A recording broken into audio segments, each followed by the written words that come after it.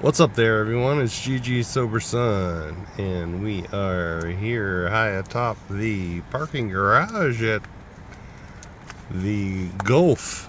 I think it's called, no, the Island Resort Hotel in Fort Walton Beach on Okaloosa Island. It is May 24th. In 12th step work, the second thing is confession. By frankly sharing with prospects, we get them to talk about their own experiences. They will open up and confess things to us they haven't been able to tell other people. And they feel better when this confession has been made. It's a great load off their minds to get these things out into the open. It's the things that are kept hidden that weigh on the mind. They feel a sense of release and freedom when they have opened up their hearts to us. Do I care enough about other alcoholics to help them to make a confession? And, I think that's very true. I've experienced it myself.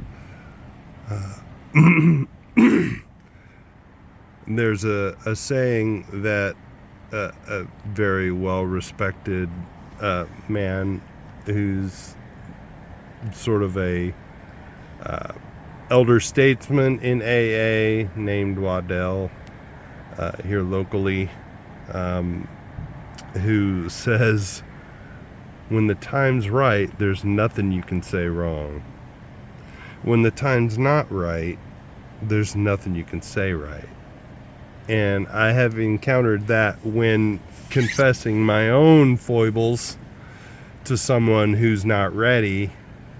They turn around and start talking about how they don't drink that much. Or if somebody, and I believe sometimes it's when I share my experiences without being led by God to do so. In the chapter, The Family Afterward, it says, cling to the thought that in God's hands, the dark past is the greatest possession you have, right? So I have to wait for God's divine guidance before sharing my own problems, that I've been rescued from, my own, horrific experience in recovery, or when I was still drinking, or in recovery is what I meant to say. And because we run the risk, not that we're protecting ourselves, but we run the risk of putting them on their heels if they're not ready. Like helping them develop that justification and rationalization muscle because we put them on their heels. And they're like, whoa, hey, I don't drink that much. If that makes any sense. So we don't want to facilitate someone developing their rationalization further than they already have, because we have to rationalize a lot of stuff. But if they're not ready, you can just maybe point out some things like, what was that about? Tell me that about. Why did you show up on Tuesday rather than Monday to work? Did you have Monday off, or did you have an appointment or something? Oh, well, no. And then they can say it, right? And then maybe they're ready to hear, oh, yeah, I can relate. How many times have I done that? That kind of thing. But again, in God's hands, the dark past is the greatest possession you have. Meditation for the day. I should help others all I can. every troubled soul that God puts in my path is the one for me to help. As I sincerely try to help, a supply of strength will flow into me from God. My circle of helpfulness will widen more and more. God hands out the spiritual food to me, and I pass it on to others. I must never say that I have only enough strength for my own need. The more I give away, the more I will keep. That which I keep to myself, I will lose in the end. I understand where he's coming from.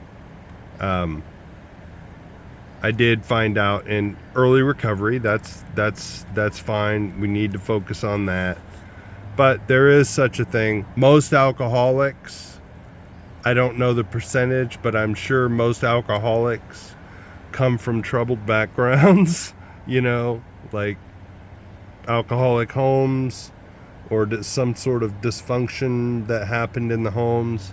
And so we can become easily become codependent, where we sacrifice to help other people, and then we neglect ourselves.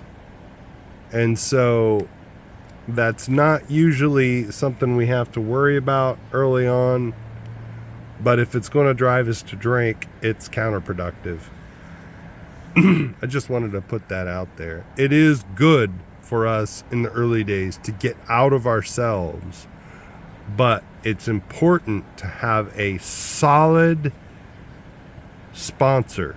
A sponsor who's solid in recovery can go, okay, all right, here's what I see, what's going on, right? I had a sponsor one time who kept telling me that my wife was trying to dictate to me, dictate my recovery.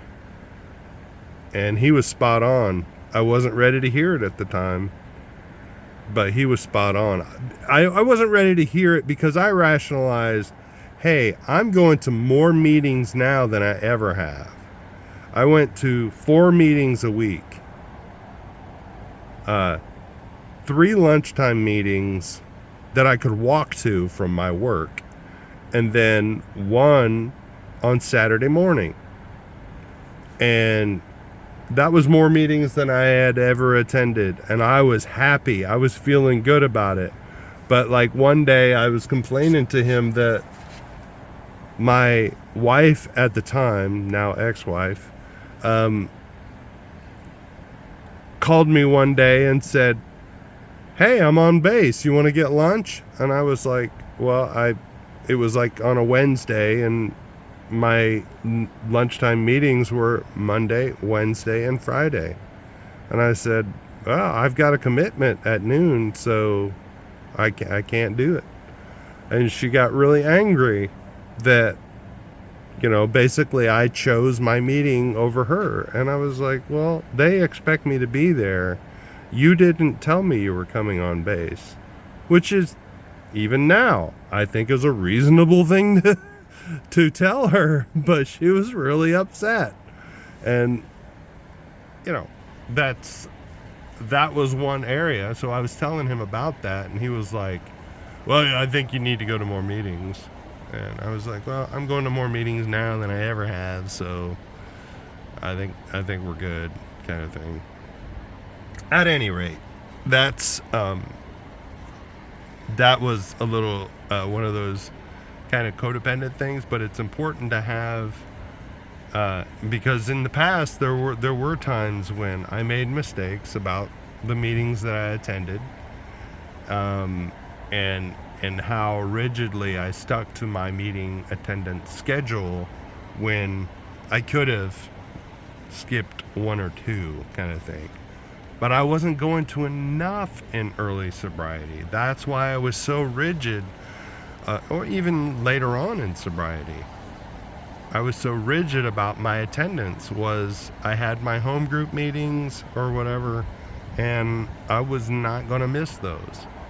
And had I gone to more varied meetings, different meetings throughout the week, I could have popped into this one or that one when my schedule allowed, or if I wasn't able to attend my home group, I could go to another meeting. You know, I kind of got stuck into ruts rather than going to 90 meetings in 90 days whenever I got to a new area, or when I first got sober. When I first got sober, I went to 2 meetings a week, one on Tuesday and one on Friday evening. And that was not enough, but I didn't know any different. So it is important to get out of oneself in early recovery. That's why they recommend 90 meetings in 90 days, hear other stories, and be of service to other people. And oftentimes, our families are the first beneficiaries of that, which is good. But we can also lose our personhood in that. As long as we're working the steps and we don't pick up a drink, we're in with the champs. So it's all good. Prayer for the day. I pray that I may have a sincere willingness to give. I pray that I may not hold back the strength I have received for myself alone. Amen to that. Yeah. The strength we have received and the peace. So, strength and energy that we get in recovery, we must be willing to use that in service of others. So that is super important. Good stuff. Keep coming back. Look up. Aim up. Rise up. Love y'all.